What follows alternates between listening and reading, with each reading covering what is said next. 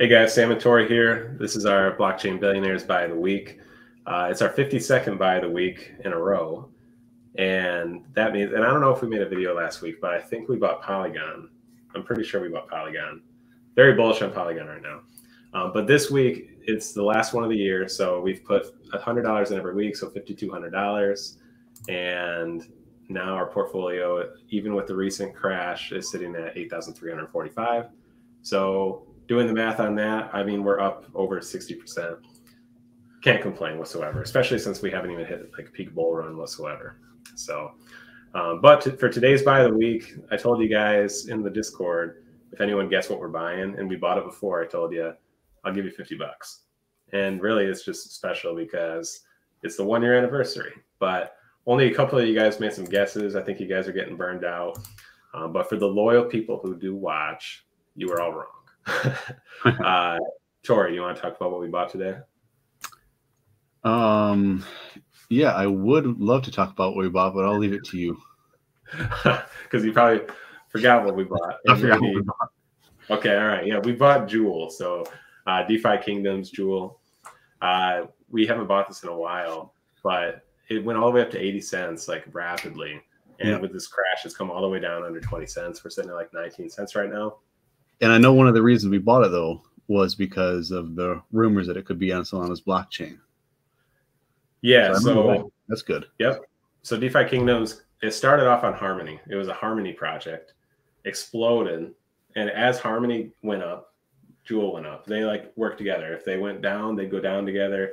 And then Harmony had a hack, and because of that, DeFi Kingdoms jumped ship and they went to a new blockchain. They also created their own Avalanche subnet. So basically, they're on Avalanche, which is their own chain, really. And then they are also on Clayton, and Clayton is like like an Asian blockchain, mostly used out there, and it's like kind of a gaming blockchain. So those are the two chains they're on, basically AVAX and Clayton. There's a lot more use on the AVAX blockchain. So when Avalanche had this huge pump, that's when DeFi Kingdom started pumping, because a lot of people really think Avalanche gaming projects are going to be the hottest thing in this bull market. Like the narrative of gaming is huge, but also gaming on AVAX is going to be huge. So that works perfectly for Jewel, because Jewel is like the top transacting game on AVAX. So the thing is, it's still a little bit hard to buy if you're not like kind of crypto savvy. And so once it becomes even easier to buy, it's available in more locations. You can get them on centralized exchanges. I think there's going to be a lot more money flooding in. But still, I mean, we watched it go from 11 cents to 80 cents in like a week. And I've been in DeFi Kingdoms in the past, like when it first started, and the thing went from like $2 to $20 in no time. So this thing can really fly. And they basically have these worlds, right? So they're on the Clayton blockchain. They have their own realm, they're called. So Clayton has its own realm. It's called Serendale. And then AVAX has its own realm, the DFK chain, and that's Crystal Vale. And so they're going to have like another realm on another blockchain, and then I think one more realm. So they're going to have two more realms, so two more blockchains. And I know from following the project very closely that they've been in talks and they've been approached and offered millions of dollars to bring their game to other chains, like major chains. And so one of the recent ones I heard was Solana, that Solana actually put in their developer report that they're hoping to partner with DeFi Kingdoms and get around. So that would be amazing. Nobody is really hearing that news because no one reads those reports. Or if they do read the report, they're not paying that much attention to DeFi Kingdoms. And it wasn't like a big announcement or anything. So if that happens, I think you'll have DeFi Kingdoms on Solana, Avalanche. Who knows if they'll jump on another chain like Polygon, Base, or who knows. But that's going to be a lot of new users jumping in with new money and big money, especially in the bull run. So still very bullish on Jewel. But with that being said, yeah, the year's up. We are looking at over 60% gains. At one point, we were over over $10,000. I mean, we doubled our money at one point. You could have taken profits if you wanted to. The whole point of these portfolios, though, are like dollar cost averaging, showing you that if you consistently put in money over a longer period of time, it's going to pay off. And it already has paid off. If you just left it in your bank account, you'd be thousands of dollars poorer. However, obviously crypto can go up and down, but with dollar cost averaging, even when it goes down, you're buying the dips, you're lowering your entry cost, and then as it goes up, you're just making a lot of money. So this is only 1 year. The years build up. So especially once we hit a big bull run, like these are going to be, we're looking at our portfolio could potentially do a 5x, even a 10x within a matter of like a year or two. So we're just going to keep continuing to do it, see what happens. But our strategy moving forward for this year, we are going to look at each of our portfolios and we're going to narrow it down to just a few projects in each category. So our top 20, right now we have, a lot of them. We probably have half the top 20 right here. We're basically going to go with our instincts and our gut and our research.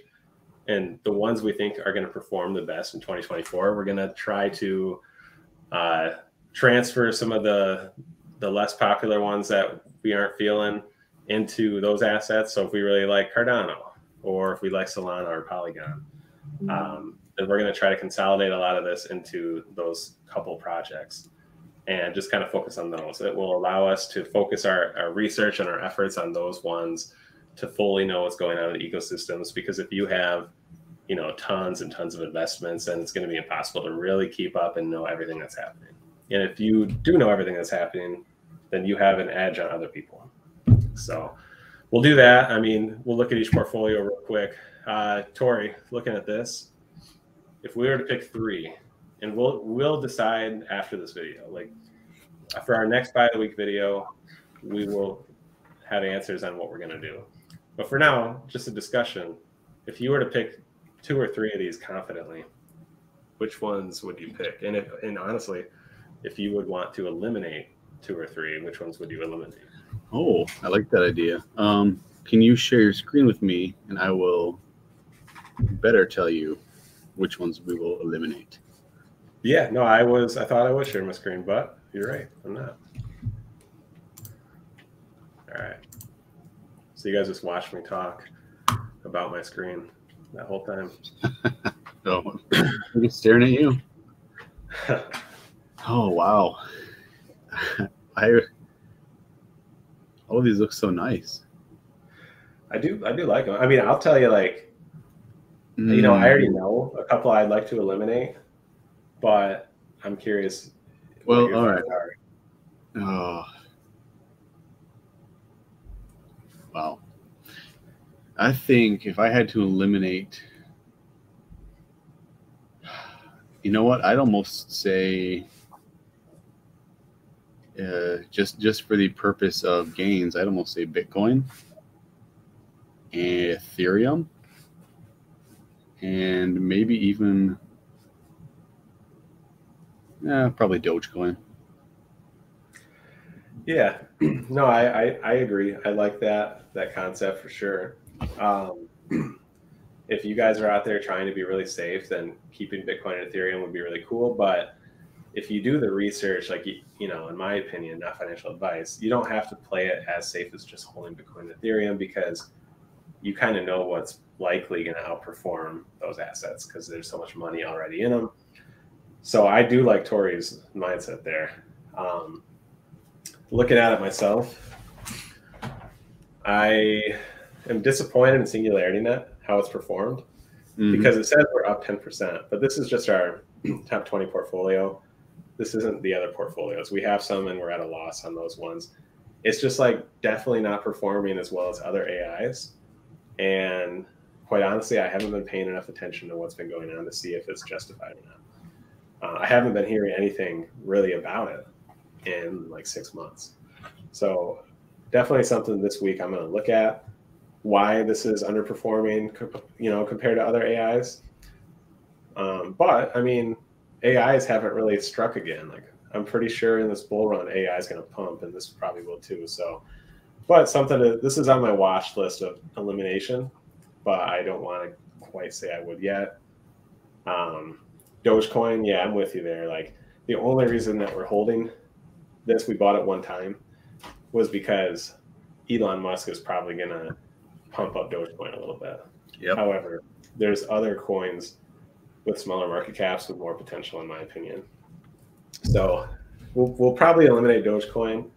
Maybe this week we'll get lucky and they'll add Dogecoin as payment to Twitter or X, which actually could happen this week because they've been talking about Elon Musk has set up his page or set up some things in place in order to allow payments. So maybe we get some information about that this week.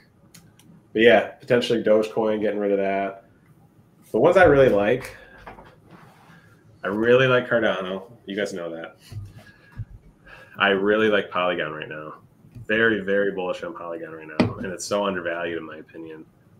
So I would definitely argue to keep Polygon, keep Cardano. I think Avalanche and Solana they've been two of the top performers. Are they going to continue to be two of the top performers, or are other altcoins going to take over this year? I don't know. But anyway, food for thought there. XRP has been a stable coin basically, and I don't know how I feel about that. So looking at our top 200 portfolio, I mean, right off the bat, I just want to say, Sui, like we're up $7. We're up 7% on Sui. Oh, yeah. This thing is like our worst performer all year, but it has been pumping extremely hard lately. And I actually picked some up personally and started doing some airdrop farming in Sui. And I actually really like the blockchain. I like how cheap it is, how fast it is, the way it works, probably more than any other blockchain so far with my limited use. The only reason the price hasn't been crazy is because the tokenomics haven't been very good. There's just so many tokens that haven't been released. There's only 11% in circulation. But in a bull market, that doesn't really matter as much. So it's pumping right now, but I think because of airdrop farming, and that's probably the main reason. But I really like Sui right now. Going back, though, Tori, you see any on top 200 you'd want to keep or eliminate? Top 200 that I'd probably want to eliminate, I'd say Sandbox. I'd probably eliminate that one. I know last time around with COVID and all that, all the alternate virtual realities were getting pumped up and metaverses were getting pumped up and all that, but I don't know. I don't know if it'll have as much utility as people think. I mean, it's obviously one of the top ones, but yeah, out of all of them, I'd say probably that one. Gala, I think, would probably be pretty good. We don't have Gala. We sold it already. We sold it, but it's still there. Sneaky thing. I know. Yeah. Yeah, it's going to be tough to consolidate because we'll have to probably have to take a look at the actual project, see how much they've already pumped, and just kind of see how much more we think it might pump. And the other thing we have to consider is if you're in the United States, which most of us are, capital gains taxes. If you hold an asset for more than 1 year, then you're only paying like 15% in federal taxes on your gains. So if we put $100 in, it turns into $200. So we made a gain of $100, then we're paying $15 of taxes. But if you, and that's not counting state taxes. But if you sell it before the year, then I think it's 20%. So if we were like 4 days, like maybe like, let's say 2 weeks away from hitting that year mark, then I would hold off on selling probably until we hit that year mark. So if we're close on some of these to a year, then we might have to reevaluate if we're going to sell them right now. But that, just kind of do your own research on that. Check your stuff, see when you bought it, and keep that in mind, because yeah, you don't want to just give up 5% for no reason if you're only days away. But yeah, we're gonna have to figure this out because I really like a lot of what we have. I love Mina. I love Polygon. I've been loving Sui. Tokenomics are still kind of bad, but one of the best blockchains I've used. It could pump really hard still. Yeah, I love Cardano. I mean, I would agree. Sandbox, maybe get rid of Quant. Yeah, maybe Quant. Man, I wanted to do like 2 or 3 in each category, but we might just need to change up the category, keep it to one category and just diversify. I don't know. Maybe keep it to 10 cryptos, no more than 10 cryptos. Yeah, we definitely need to keep some safe ones that are gonna 5-10x, and then some after that might 20x, and then maybe 1 or 2 that moonshot. We might thought. Yeah. And of course with the moonshots, I mean, you can always buy a moonshot, let it double, and then take profit and hold, or you can, if you're not too happy with the way it's going, just sell it right away and find another one. So it's a lot to consider. Yep, I'm with you there too. Our variety portfolio, like this is the portfolio where we could buy anything. And this is our worst performing portfolio. Our worst performing asset was Singularity.net in this portfolio, down 37%. Well, okay, no, we have ApeCoin down 65%. Ooh, rough. So, ApeCoin's been quite a dud, but I don't know. I feel like it has to bounce back. Like it is tied to a huge NFT project that is probably never going to be worthless. So, I don't know. That's really intriguing to me. But yeah, so you can see why this portfolio didn't perform too well. Mina, we made 87% gains on Mina and sold. That was probably our best move. And then Arbitrum's up 67%. Well, we have Stacks up 133%, and then Cardano up 73%. So we have some good ones here, but we also have some duds. Monero has done absolutely nothing. I don't even know. I don't know. This is definitely an elimination for me, I would say. It's just a stable coin right now. And there's other things that fit the narratives that maybe we should jump into. Yeah, I like Monero for the fact that it's privacy. So if you want to do something with a privacy coin, I'd probably just swap for it, wait a few minutes, then buy something with it. There's no use in holding on to it just to hold it and hope for gains, because that's probably not going to happen. Yeah, if something crazy happens and like the only way to get privacy is with Monero, and the government is infringing on our privacy to an extreme extent, like maybe this pumps really hard or something. But there's other alternatives for privacy that are coming out that are just more advanced and make more sense as well. So this could be an elimination for our investment portfolio, but still could have good utility.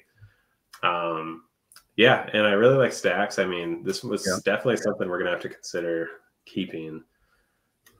Again, Cardano, like I think if you're on the same page, I think what we do is take away the 4 portfolios, just do one portfolio, and just try to keep it to 10 cryptocurrencies. I like that idea.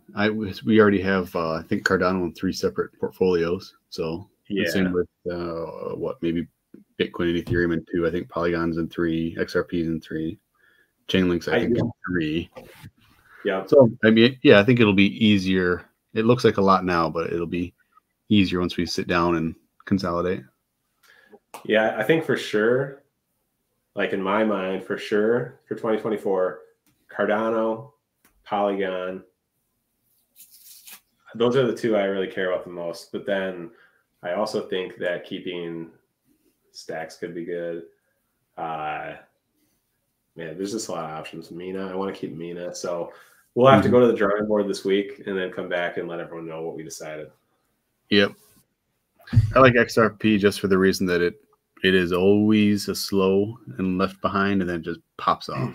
So it'd be tough to get rid of that than to see like 1,000% gains in 2 weeks or something crazy like it's been known to do.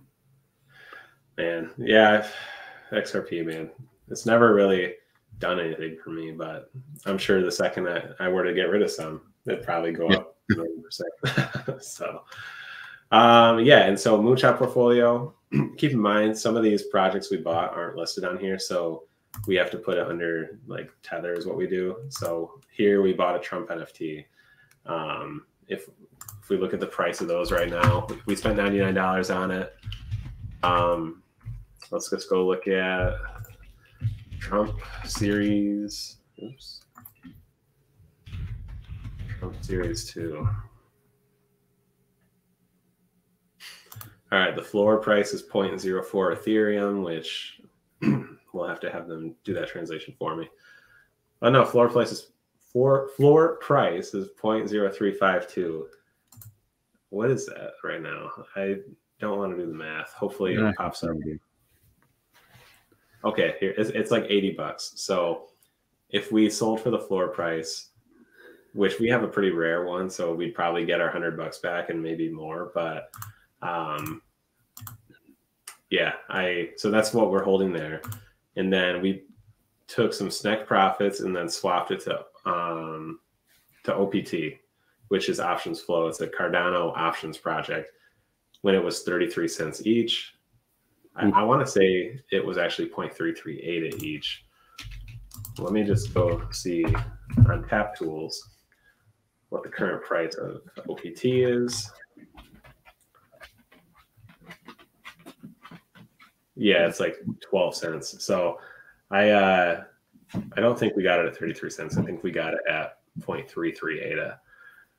So we're down either way. So yeah, Moonshot, I mean, it was our top performing portfolio once we really hit like this little mini bull run we just had. But again, like once things come crashing down, they're going to fall the hardest. So now this is our third best portfolio out of 4. Out of these ones, any elimination ones right here that we're holding?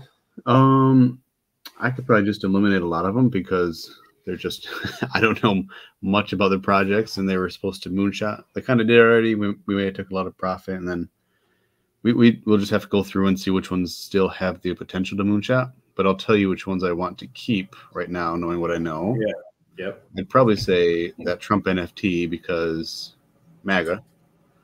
And then I think Cold Stacks will probably do something.